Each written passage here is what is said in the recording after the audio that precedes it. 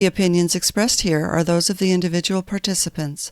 Curry Coast Community Radio takes no position on issues discussed in this program.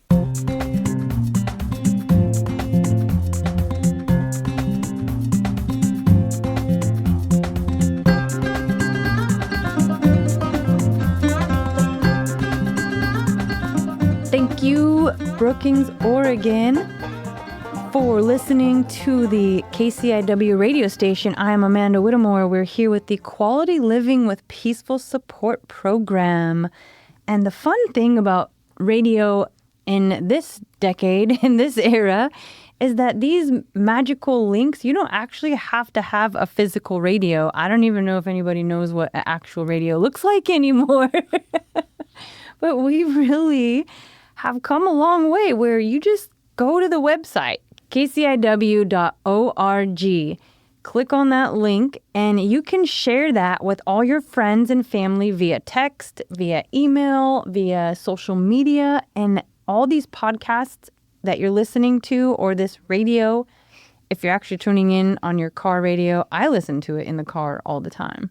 But we thank our listeners is my point. And if you want to encourage people to listen with you, they can listen anywhere in the world. And especially we thank our donators and our sponsors for keeping the radio alive, and all the volunteers, because this is a fully volunteer-based program. And we thank our guests and the technology. Believe it or not, we love technology. We wouldn't be here without it. A lot of people have their own ideas, but I am a huge fan. And it's just part of operations. And speaking of operations, here tonight on the Quality Living Show, we're talking a little bit about permaculture, and not in the viewpoint of your garden. Permaculture extends out to your community and your government, and how it all physically operates and either supports the main effort. Is it sustainable? Is it giving to you all the work that you've put into it? Are you receiving benefits from our government, from our local community? And are we putting in enough energy to where we would actually see results? As citizens and residents of the Curry County, I personally feel that it's just part of our duty to participate and pay attention just as much as we watch our local sports and or any other sports game, or I have no idea, the sales at Fred Meyer's, whatever it is that we're interested in. I feel that it's just as important on a permaculture viewpoint as a responsibility as a human being living in society to participate with our local government. And one of our really phenomenal participants with local government, Georgia Cockerham, is here tonight with us. Thank you for being in the studio, returning guest. Thank you for inviting me. Absolutely.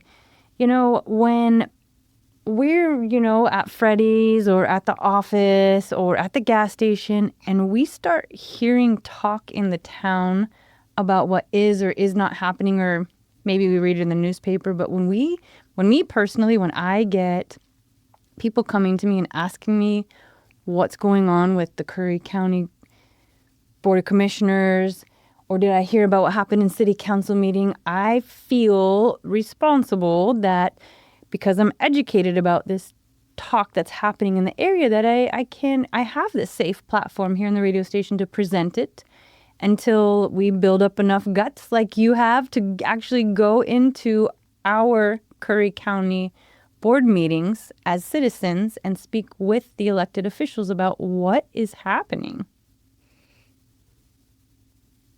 Can you tell us? Because you've been in there. Well, yes, I for the last 8 or 9 months now, I have frequently been at the Board of Commissioners meetings, and there is an agenda item called public comments, and each individual who speaks, and they can speak on anything they like, has 3 minutes. And so they always preface that, which I think is a bit humorous, with telling the public, we haven't vetted this speaker or anything they say. We haven't researched, so don't necessarily believe, what you hear. That's the message they're giving. Sounds like a federal courtroom. I've turned that around more than once to the public relative to the commissioners who don't always necessarily believe what you hear. So I speak up on, just as a citizen in areas, I think that our commissioners need to be responsible individuals.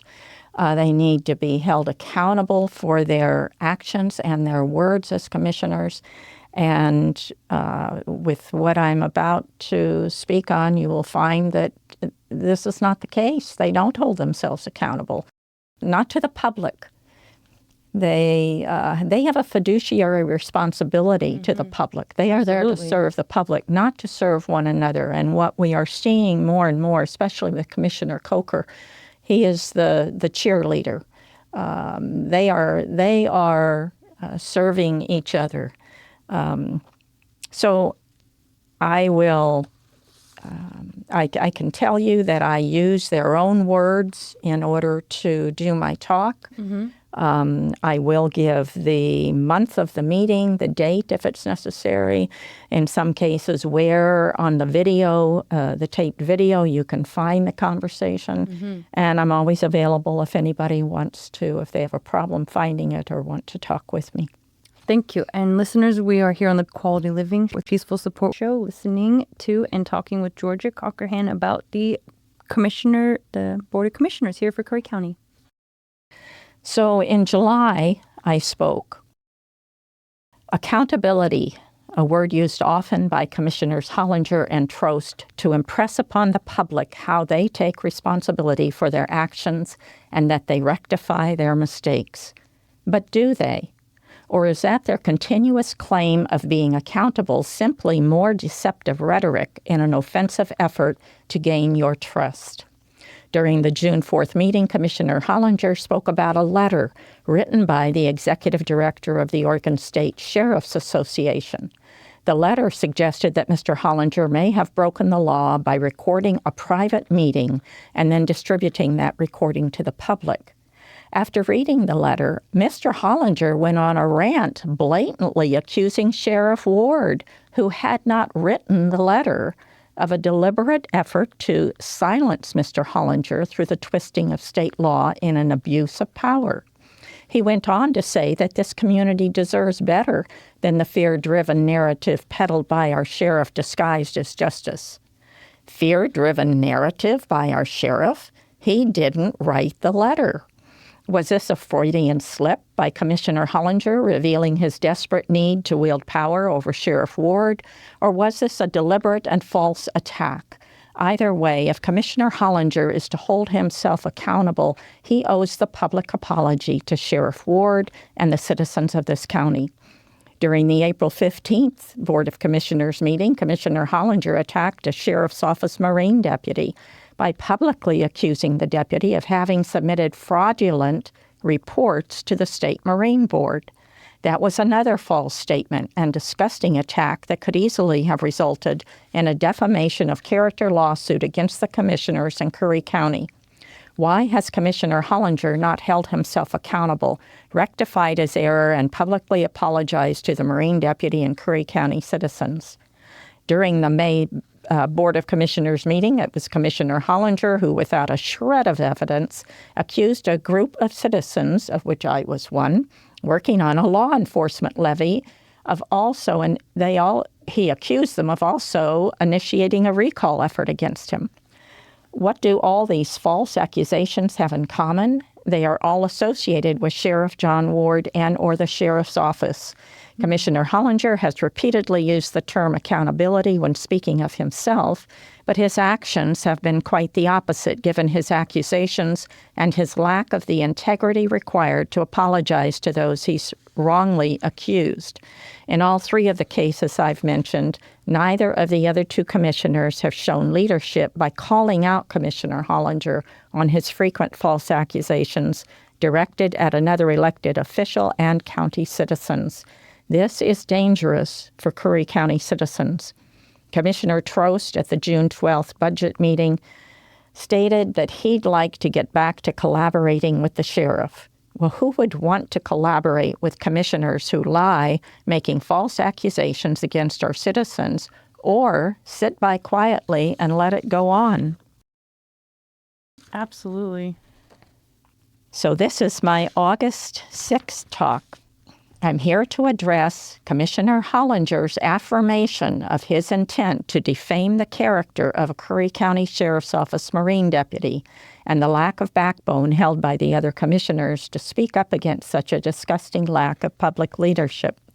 This attack began about 36 minutes into the April 15th BOC meeting when Commissioner Hollinger, without any factual evidence, accused the Marine deputy of submitting fraudulent reports to the Oregon State Marine Board. Commissioner Hollinger's use of the word fraudulent was confirmed when former Commissioner Alcorn referenced Mr. Hollinger's accusation, stating to the public, "He just said that he discovered the sheriff's office was submitting fraudulent information to the Marine Board." The definition of the word fraudulent is that something was done by deception, especially criminal deception. To act fraudulently requires intent to deceive by doing something dishonest and illegal. The damage from Commissioner Hollinger's false accusation didn't stop with the defamation of character of a young Marine deputy. Mr. Alcorn made public the fact that Mr. Hollinger's accusation about the deputy was submitted to the Oregon Department of Justice. Furthermore, Mr. Alcorn stated that because of Commissioner Hollinger's accusations, the board pulled a grant application meant to help the sheriff's office jail. On July 2nd, during the public comment part of the BOC meeting, I spoke of 3 separate incidents in which Commissioner Hollinger falsely accused Curry County citizens and the need for him to be accountable by apologizing to those he harmed. During the commissioner updates of that same meeting, Commissioner Hollinger referenced my talk and stated that he did not believe he'd said anything false or reported anything wrong, seeming to imply that he intended to defame the character of those he falsely accused, including the Marine deputy. So where does this leave Curry County citizens? We have one commissioner who believes there's nothing wrong with making false character accusations, and 2 other commissioners allowing this behavior to take place. False accusations and gross misjudgment by our commissioners can easily result in another expensive lawsuit paid for by this county's citizens. As reported in the Redwood Voice, the county is already paying for an investigation into a formal complaint against Curry County's Director of County Operations, Ted Fitzgerald. Rather than being careful with their actions and words and leading with integrity, the 3 commissioners seem to have no problem with behavior that endangers the very people who elected them. We need commissioners who each have sufficient intelligence to support their comments with researched facts and the courage to require decent leadership skills from each other and county employees. Absolutely and entirely. So I've got one more. Okay, and we are listening to Georgia Cockerham talk about her experiences inside the Board of Commissioner meetings here for Curry County on the Quality Living with Peaceful Support program. So this isn't about Commissioner Hollinger's personal dislike of Sheriff John Ward, and it isn't about the sheriff's office. This is about Commissioner Hollinger's refusal to be accountable for and transparent about his blatant accusation against a Curry County citizen employed as a sheriff's office Marine deputy, falsely accusing the deputy of intentionally trying to deceive the Oregon State Marine Board. Commissioner Hollinger has, each time I've spoken up about his demeaning accusation, attempted to evade the truth. He has stated that he doesn't believe he said anything wrong, and at the August 6th public meeting, he attempted to evade responsibility by twisting his own original words. He stated at that meeting that it was claimed, this is Hollinger speaking, it was claimed I don't have any evidence that my claims against the deputy were fraudulent. That's a quote. Well, Commissioner Hollinger either is not good at listening or made a deliberate effort to deceive the public. If other speakers have reported that his claims against the deputy were fraudulent, I'm not here to deny that. My talks have given attention to the fact that he used the word fraudulent when describing the deputy's reports to the Marine Board. He has over and over denied the truth. Therefore, I asked him to please listen carefully.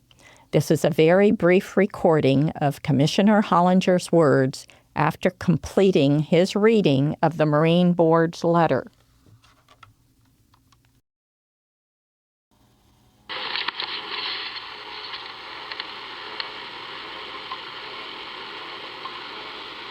Or fraudulent reports. That doesn't sit well with me. That sit well with you guys? They were fraudulent reports, his words. At the last meeting, he stated that he has evidence to support his accusations that the Marine deputy submitted fraudulent reports. So I am giving this talk. This talk will be given prior to it airing, and I will be addressing Commissioner Hollinger, asking him to reveal to the public what specific evidence he has that the deputy against whom he used his public position to harm is guilty of committing fraud when submitting his reports to the Marine Board. Commissioner Hollinger is going down a slippery slope. He's using his political position to demean and falsely accuse a citizen of this county. And that's the end of that talk. Yeah. And so when will the next county board meeting be? It's tomorrow, and I'll be reading the talk that I just gave with the with the recording. Beautiful. So KCIW is hearing it before I actually give it to the board. Yeah, well, that's kind of exciting. And so everyone is always welcome. It's a public experience. And if you've never gone to a board meeting, I personally go to the city council meetings all the time. It's been a little while, and we've even had, the city manager in here on the program on quality living and other people. And I found that the city council board meetings are so fun and so welcoming, and I feel it's a symbiotic relation.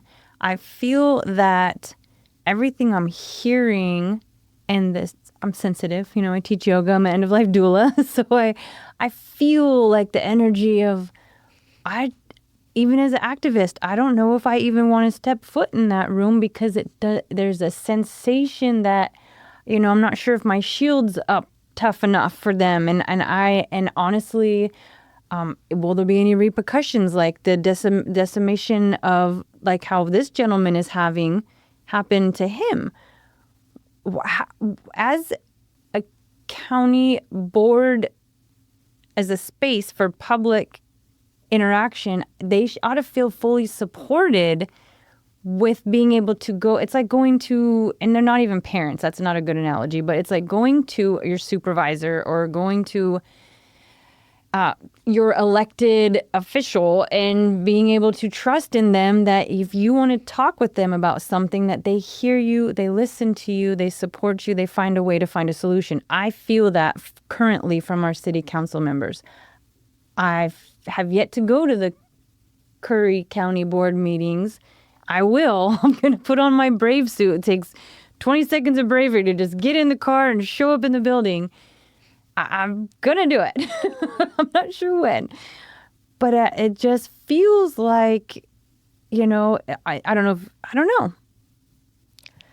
It's not an easy thing to do, especially when you know that your comments, if they are unfavorable to the commissioners, are going to be brushed off for the most part. But I have to tell you, I believe it makes a difference. And when people do show up, members of the public, and speak on the topic that they came for me, it makes, I may agree, I may disagree with them, but I admire the fact that they have taken the time to show up at the meeting and speak their mind.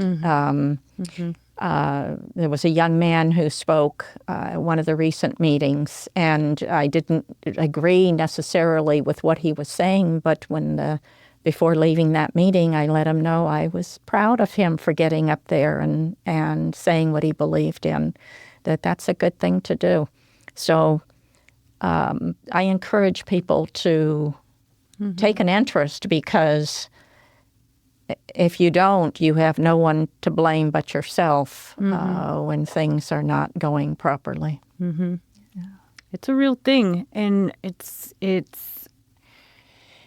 worth it. I know it's worth it. And what's really happening personally is we have this ecstatic dance once a month.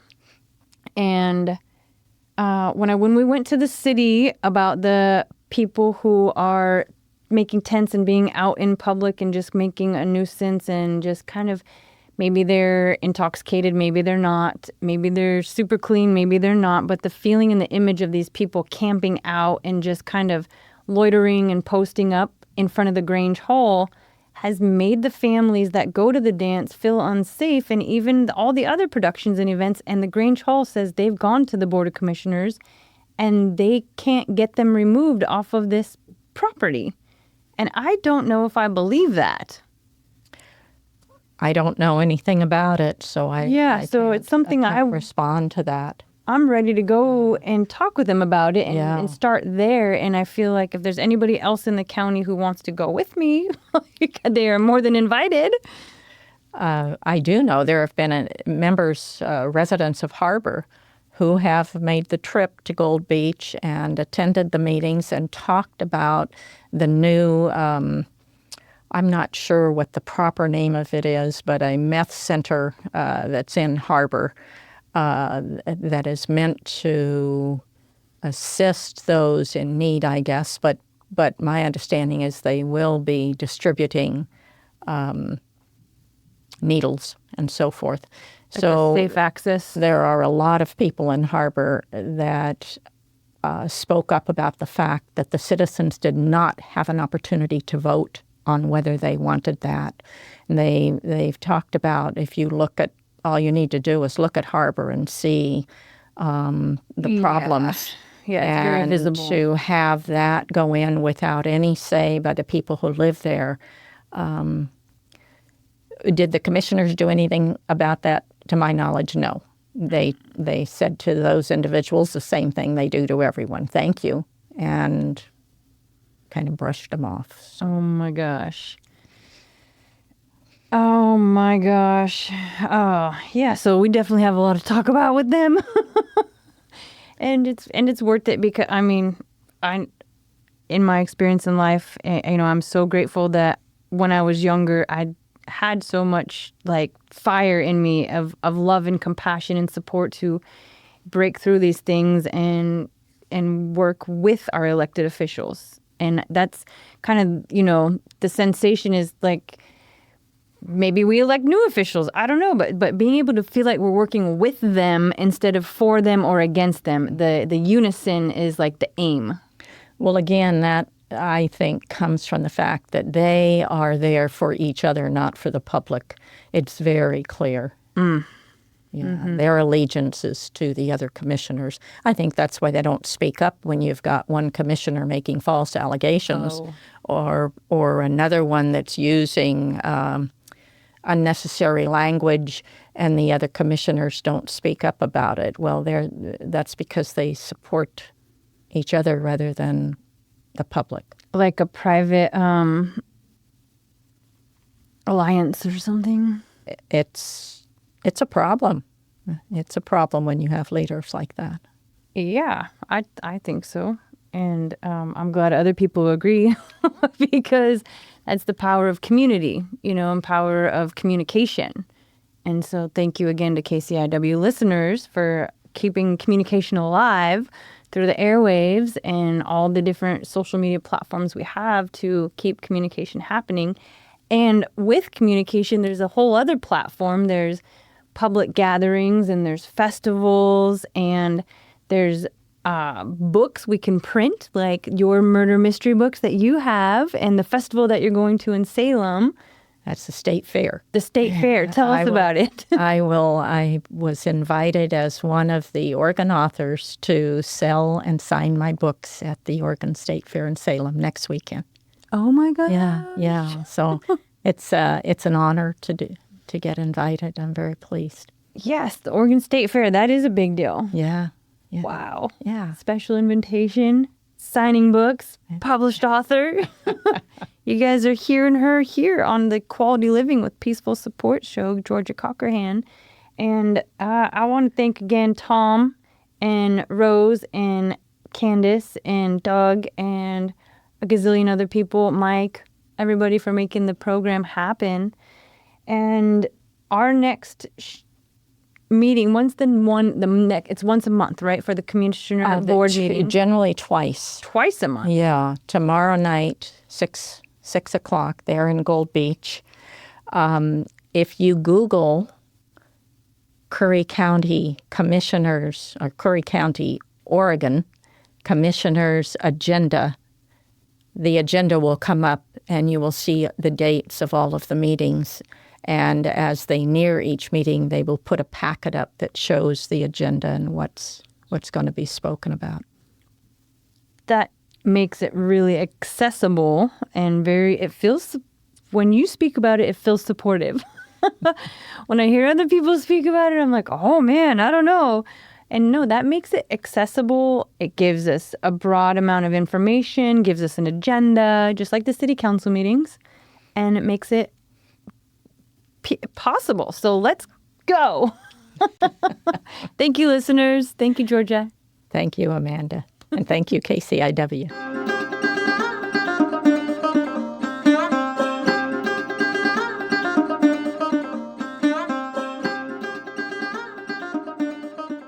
The opinions expressed here were those of the individual participants.